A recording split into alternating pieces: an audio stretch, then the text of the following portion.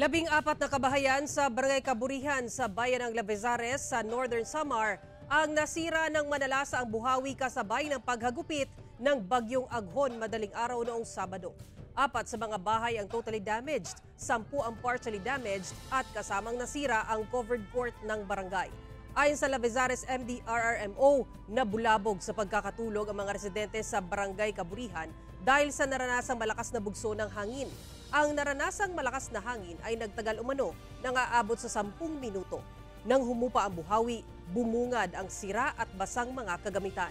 14 na pamilya o 53 individual ang apektado. Maliban sa isang babae na nagtamo ng bukol sa ulo, walang naitalang malubhang na sugatan sa insidente. Ayon sa MDRRMO, tinatayang nasa 200,000 pesos ang iniwang pinsala ng manalasa ang buhawi. Pansamantalang nanunuluyan sa kanilang mga kamag-anak ang mga apektadong residente. Hopefully yung mga kailanganin po ng mga materials para sa repairs ng kanilang mga bahay po is